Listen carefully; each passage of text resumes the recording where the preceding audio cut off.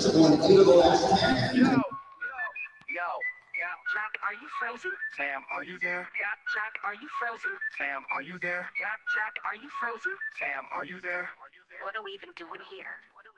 Yo, Wi-Fi fighting, but they holding it down. How about them J-era Maz ballers running Beantown? They say these guys are ridiculous, yet probably true. Like the 23 Celtics, they got a deep crew. Pregame Polly Papa trying to make some bank. Professor Pete repping Latvia, KP the thank. RJ's on the email taking fools to college. Joey, Matt, Timo, Robin, let's acknowledge. What are we even doing here? We're taking the crown. Checking Sam, talking Celtics and breaking it down. Competition can't keep up, they're starting to frown. What are we even doing here? In the garden, fighting for a quiet spot. Jack's taking notes while the crowd gets hot. Irate, insightful, not a diplomat. Sam's got a long list and it's just for rats. Rat list your Wi-Fi, rat list your dog.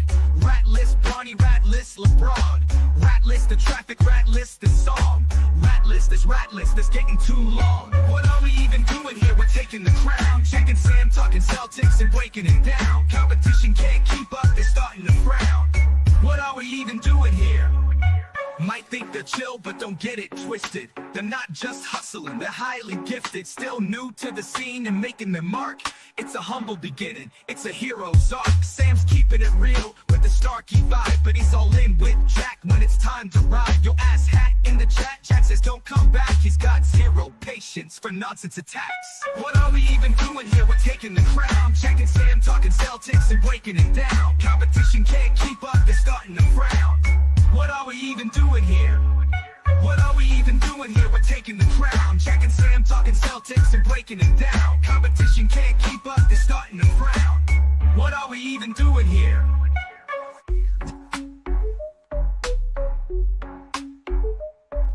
Whoa, we made it. Happy Wednesday, everybody. It is Celtics Nuggets. It is an ESPN game. And what a game ESPN has on their hands. It is Jalen, Derek, and the boys against the rest of the Denver Nuggets. No Jokic today. The entire Denver Nuggets lineup is basically questionable. But according to Coach Adelman, it sounds like they are going to play a lot of the game time decision guys. So I'd be on the lookout for that. But yeah, Nick, hello. Welcome in. Hello. What's good, y'all? All kinds of good things. It is the All-Star voting season. The Celtics have taken great care of us up here on floor number 9. They gave us a tremendous gift bag that you can use to put your groceries and zips up.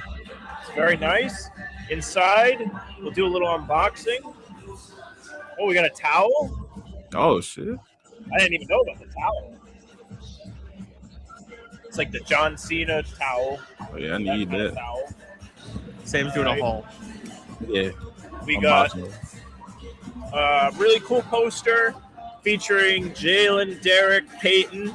This will go up in the background at some point, if not Derek immediately. looks like Tillman. And Derek looks like Xavier Tillman. It's a nice reminder that... Let me bring it up. Bring it right here. Wow. Oh, okay, I see. I got you. That's tough. I like It's that. a nice reminder that Tillman's still on the team. I never forgot. All right, what's next?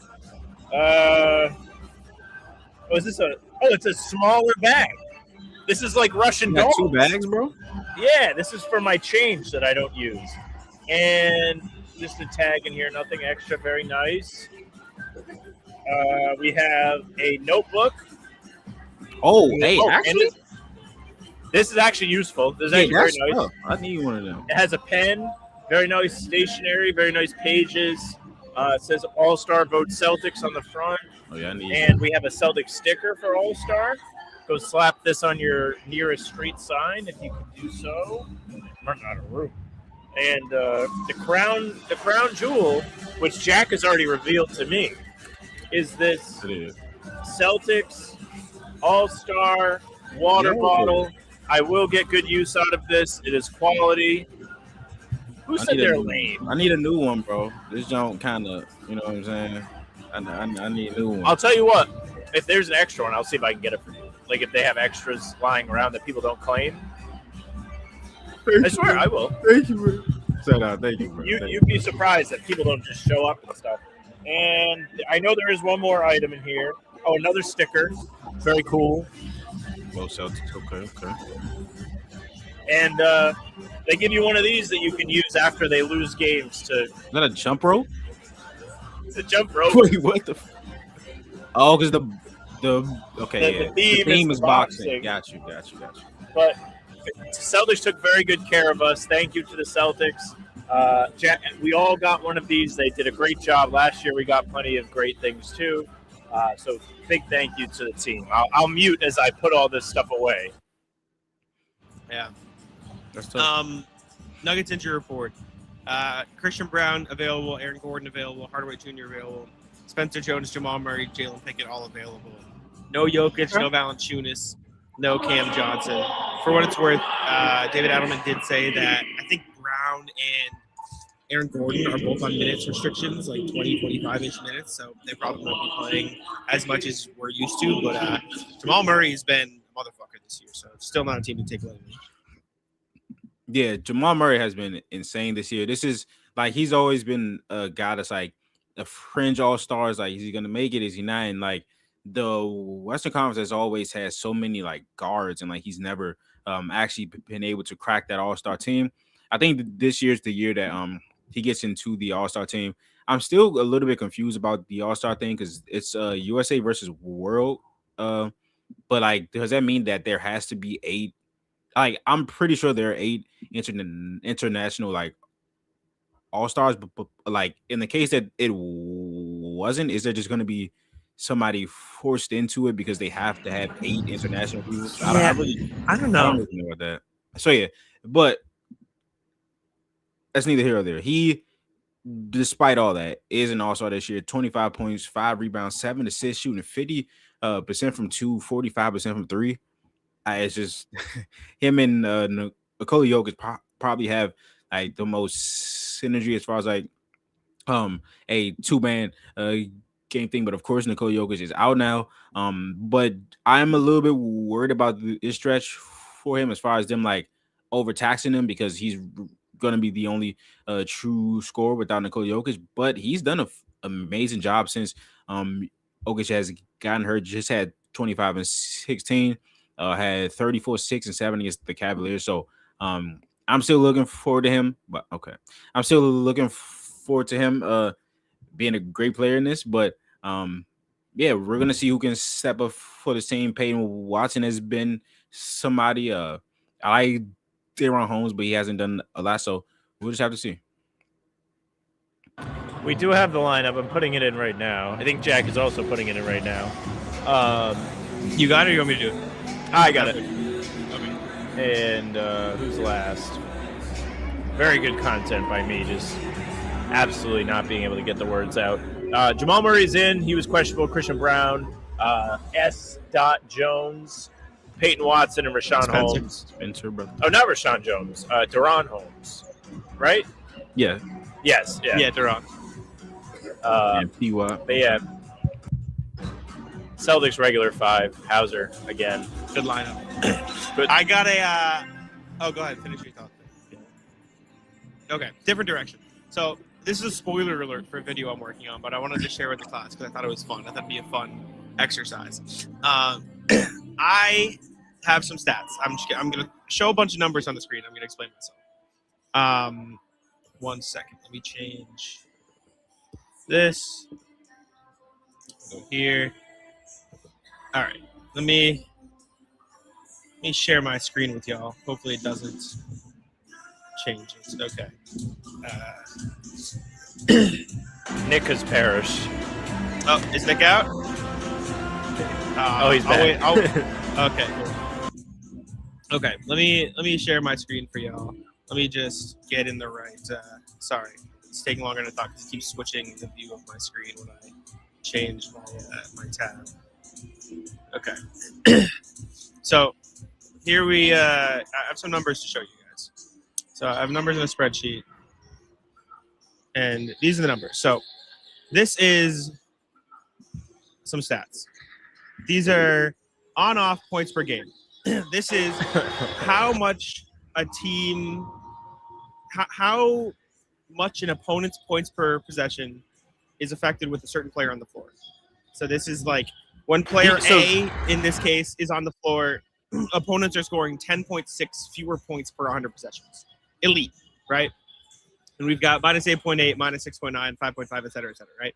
So this is how many points per possession, like, are you basically preventing the other team from scoring when a certain player is on the floor. We're going to play Find Derek White. I'd imagine Derek White is the top one. I think he's not. two. He's two. He's not. He's 3.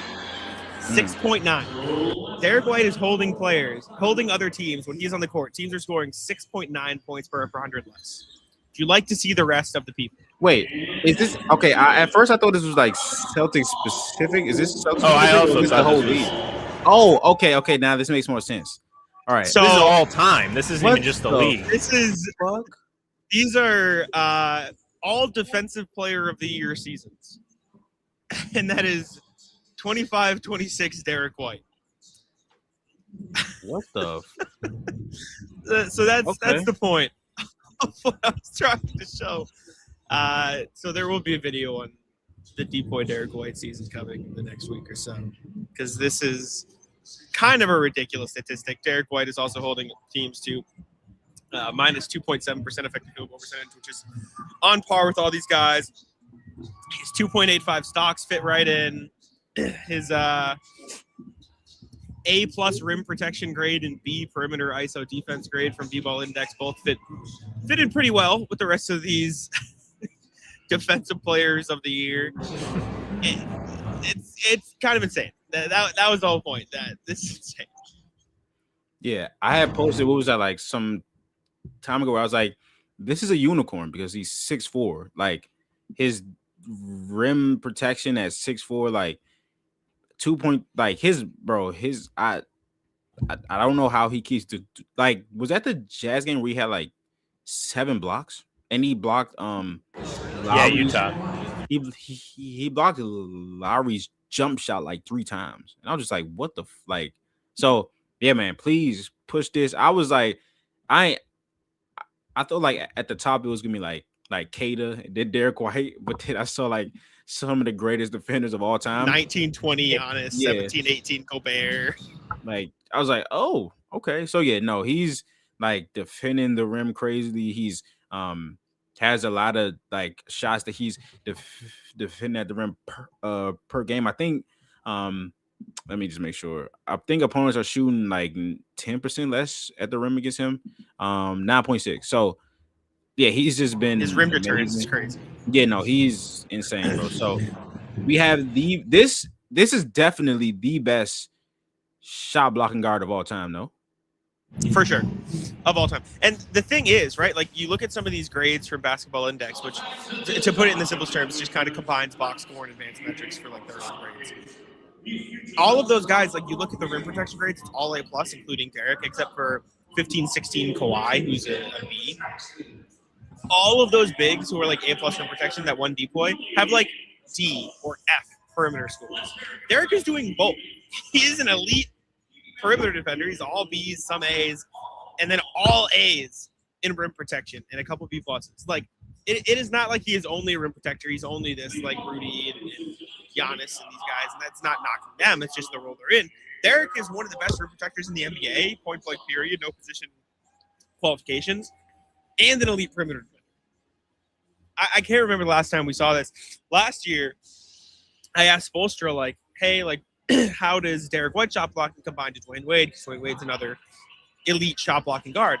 And he goes, well, we kind of designed our defense around Dwayne Wade to surprise people and get blocks. Derek just kind of doesn't. So not that he was trying to knock Dwayne Wade, but I asked Eric Spoelstra, one of the best coaches of all time, about Dwayne Wade, one of the best players of all time. And he was like, yeah, Derek's just different. Like, if that's not an endorsement, I don't know what an endorsement is. He is unlike any player I've ever watched. It's insane. And if Wemby doesn't play enough games, I think he's the defensive player. But it's also funny that, not even funny, it's so great that this year it doesn't feel like teams are either doing it or able to exploit his lack of like strength. I feel like in years past we've seen somebody like Jimmy Butler really take advantage of Derek in the post and bang down low and do a better job of scoring in the paint. He's not really being put in position to do that, but also it's not happening as much. Like he is a good paint defender at this point. He looks great. And his verticality, his quickness to get up to the ball is unmatched. Like this isn't like he's not beating guys to the punch where he's getting them before they take off. Like he will meet somebody in the air and block their shot, and that makes it all the more impressive. Yeah, his timing is insane. Like, and like there are also like some where he jumps before the player jumps, and he just swats the ball because it's like he knew he was gonna shoot. That's just crazy. And like what Jack said about the combo of the paint and the perimeter is the exact same case I made for Amin Thompson to be a defensive player of the year last year, because I think the top three were Evan Mobley, him, and Dyson, and he was like a combination of those two guys. So it was like, and then he also had the moments against Steph Curry where he like clamped them up and shit. So I like Derek White quite possibly is the best all around defender in the NBA this year. When you combine the perimeter and the interior defense. Now, Rudy Gobert is a player that I haven't endorsed a lot over his career. He's having an amazing defensive season this year. Bless you, Jack. But he's definitely like if him and Derek are comparable in terms of paint, defense, it's another stratosphere between him and Kobe on the perimeter. So it is what it is. So hey man, I can't wait for that to come out. Hopefully you push that so I can push it with you. So I mean, my thing is, if you know, like people make the case for MVP where it's like, oh, who's more valuable, right? Like this player is having maybe a better season, but if you took him off the team, like the most recent example I saw is if you take Matt Stafford off the Rams, you're still probably a really good team. If you take Drake May off the Patriots, who knows, right? Like he's carrying the load. It's like the case give the for Patriots a real schedule, you see what happens. All right. But you take like Russell Westbrook off those prime OKC Thunder teams, they're probably really, really bad. You take, Jason Tatum off this team, right? There's examples. You take Derek White off the floor defensively, you immediately see the impact. Like there are genuinely plays where it's Anthony Simons in the opposite help side corner, or Sam Hauser, or Jaylen Brown, or like legitimately other great defenders, and they don't make a play. And then you watch Derek White being that exact same spot, and either one, the other opposing team doesn't even try to go to the rim, or two, they get stuffed. Like they get sent away. And the biggest thing for me is you can't pass towards the basket with Derek White there. Like teams consistently see, 6'4" guard, I'm just gonna lob it over him. No fly zone.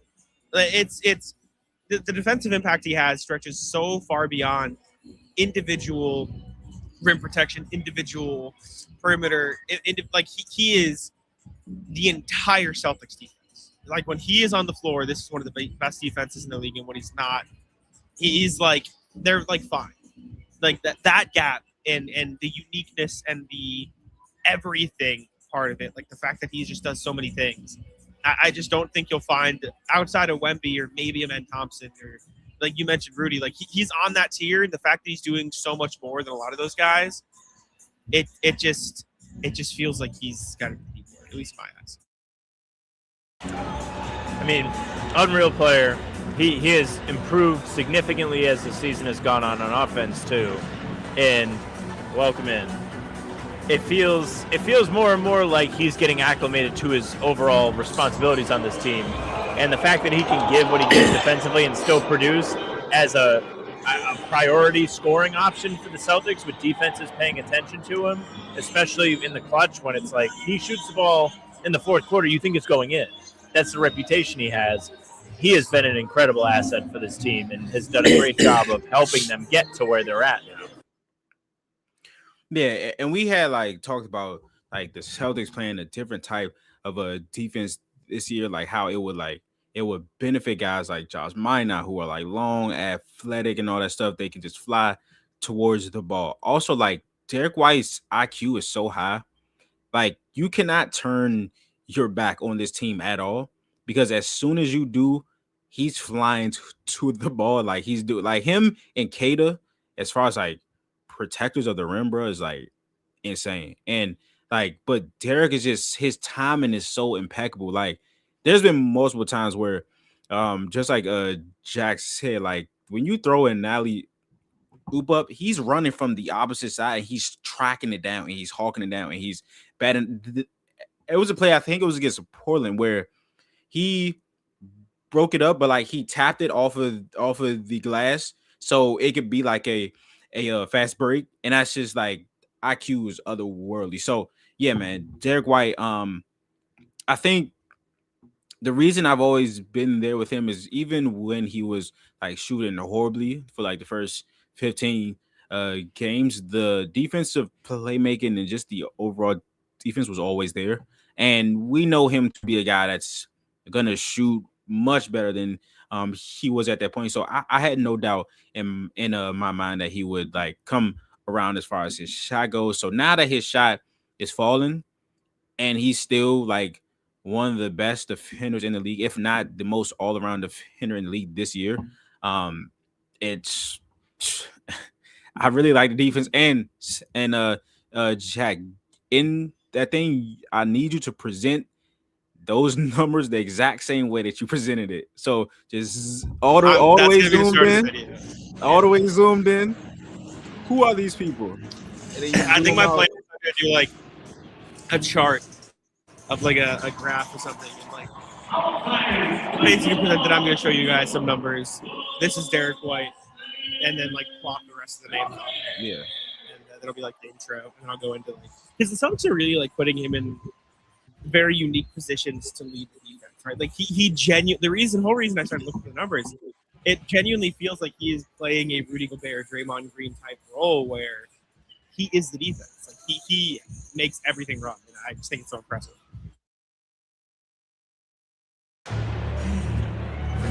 He really is just like disrupting opposing offenses. He's piling up stocks, and he's been a big part of the success this year. They've all arrived, by the way. They're here on the court now. It took them a little longer than usual. Denver was out here a little early. Maybe they want it more than the Celtics do tonight. Maybe that's something to watch. But Denver in their last 10 has not been very successful. They do miss Jokic quite a bit.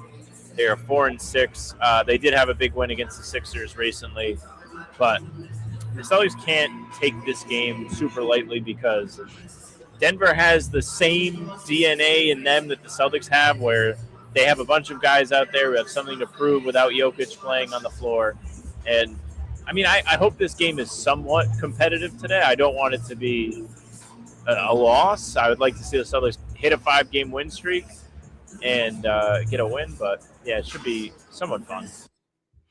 Yeah, they have a lot of like underrated guys on their team. Spencer Jones has literally played the whole season for them. He's been starting for them on some occasions. I also want to see, I believe he's a two-way guy, and I know that they have a certain amount of games that two-way guys can play.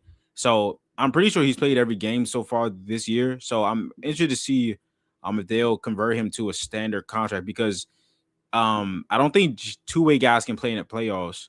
And I also believe they have a 50-game like limit in the regular season. So I want to see how that goes for them, because they definitely are going to he's been a very useful player. Also, Jalen Pickett had 27 points against the 76ers the other night. He was just like getting Joel Embiid switched on him and just cooking him the entire game. So he's a player. Also, like Peyton, I've always liked Peyton watching out of UCLA. But he's starting to score because like no Cam Johnson, no Aaron Gordon for majority of this year. Of course, no Nikola. So somebody has to score, and these guys are showing that they are capable of scoring. Of course, just like Sam, I don't want this to be like a blowout game. I thought the Chicago Bulls game was pretty dull for the most part. Game was awful. Yeah, it was. I'm a nice guy, so I said dull, but it kind of picked up a little bit at the end. But yeah, it was kind of a sleeper. So I'm hoping this game. I always hate when we play the Nuggets and there's no Nikola Jokic because we only see them twice, and it's just like he's one of my favorite players to watch of all time. So but yeah, let's get this win. And let's not let it be a blowout. I have a friend that paid to be here today in hopes of seeing Jokic, and did not go his way, obviously. But I hope they get to see a win at least. He was telling me that his girlfriend has not seen them win yet in person, so maybe this will be number one. Hopefully, man. Should use tomorrow in the Bulls game. That's what I thought it was going to be, but it got too close, so we couldn't use him. But it is what it is. Well, I mean, he played against the Detroit Pistons in the actual time, so I don't know. But you know, the way that guards has been playing, like, it's really no point now. But just keep letting them kill the G League and stuff. So we'll see. Still time with Amari. He's still young. He's not as young as like Ugo or Jordan Walsh, but he's a rookie. Shouldn't be taken lightly. And I also just learned. Sorry. I also just learned that he started playing basketball when he was 16. So like when everyone's like, "Oh yeah, he's an older rookie," like he just started playing basketball 7 years ago. So there's still more development there, with all the tools that you see. So yeah. It is remarkable to me when guys start playing basketball so late in their life. Yeah. Like Embiid won an MVP and he didn't start playing until he was in high school, I think. Like these guys just don't really have the exposure to it internationally, where like Mari played soccer growing up because that's what they do where he's from. Like same with Embiid, same with Siakam. Siakam thought he was going to be a pastor. Like all of these guys have had such unique trips to the NBA, and they've developed and gotten their game to an elite level in such little time is remarkable. Meanwhile, in this country, like we have kids playing 5 AAU games in a weekend and playing basketball crazy. So it is a funny little thing. Sam, you've said it before, but it gets me every time when they dole out like first dunk of the game section to Winfrey Duncan and Pritchard's just won. It's just Pritchard. I mean, it's awful, guys. Like let's might as well put me on there. I think you have a better chance of dunking. Come on, man. You know what's funny is I bet Peyton Pritchard can actually like really like legitimately dunk. Like do a dunk that if you're in an open run, people go, whoa. Like if I do it, it's like a layup that I put the ball over the rim and it takes everything I have. But he just can't do it in an NBA game because the game is so fast and it doesn't allow him the time to change his momentum to vertical instead of horizontal. So he has to sacrifice and just do a layup. It's incredible. All these guys are freak athletes. No, I have height. I have no bunnies. I have more bunnies than I've ever had, but I don't have bunnies. No cool dunks by me. Nobody will be impressed. Yeah, no, because I had just seen a video of Chris Paul doing like a bounce and then he dunked the ball, and I'm like he tomahawked the Jones. So I'm like, hey, bro, if 40-year-old Chris, and then I remember the All-Star game. IT tried to do the same thing, and he almost got it. And I was like, okay, yeah. So now, Pritchard can definitely dunk the ball hard if he wanted to, but yeah, man, these guys are just insane. And it's so crazy, like to see like not pertaining to Pritchard, but like guys that don't get time like here, and then they go to like an open run and they're just like cooking, and then they're nasty. They're doing everything known to man. Like Sam Hauser would ISO you at a pickup run. Kill anybody. Oh yeah, with like he would just dribble his way to, like he would just cook anybody. And it's just, I think the thing that made me like realize this was it Mitchell Robinson? Well, like I seen like him just doing all the crossovers and like yes, yeah, that video. I was like, yeah, nah, these like everybody has a role in the NBA. These are the top players in the world, bro. If they go to any situation where they don't have a role, they're frying you. It is what it is. So Can you imagine the discipline to be able to do all that and like somebody like Andre Drummond is now shooting threes, right? Andre Drummond must have had to been able to shoot threes for like 5 years before he is allowed to take one a game in the NBA. Like, that is insane, the work that he's had to put in. I remember Blake Griffin also saying that like he was able to like shoot and was comfortable with it for like a couple of years before he actually could like show it with the Clippers. So yeah, like the NBA for a lot of players, for 99% of players, they're put in a box when they're literally the greatest players that are alive. So it's just like you're in the box with the other best players in the world, and if you're not one of those guys, then you're in a smaller box. But it's like put those guys with normal humans, and it's just like it's insane. I have to speak up about something.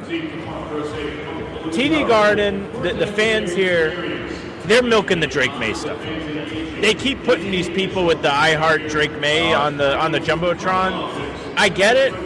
The guy, they just put somebody up there like when you were talking, Nick. He had a Tatum jersey on with Tatum taped over in a 1 taped next to the 0 that said May on the jersey. Oh. Let's all calm down. Like, you're going to make me have to actively root for this team to lose on Sunday night. Like, that is what this has come to. It's ridiculous. Respect the area you're at. I'm staying out of this. I'm a Cowboys fan. I don't got nothing in this. Go ahead, Jack. Go ahead, man. I don't want to. It's exhausting. I don't feel like having this conversation. I'll tell you what. The Cowboys documentary that came out before the season was excellent. Made me a huge fan of the Jerry Jones character. Just a tremendous figure. Ridiculous being. Everything, every team should have their own Jerry Jones. Stop this praising that man. Stop this, man. What time is it? What time? Man, we got 4 minutes. We got 4 minutes. If you want to rant, if you want to wrap it, we can wrap it. But there's 3.5 on the screen. If you're wondering if we're short. Listen, bro. Jerry Jones as a businessman is one of the best in the world that has ever lived. Jerry Jones is one of the best businessmen of all time, bro.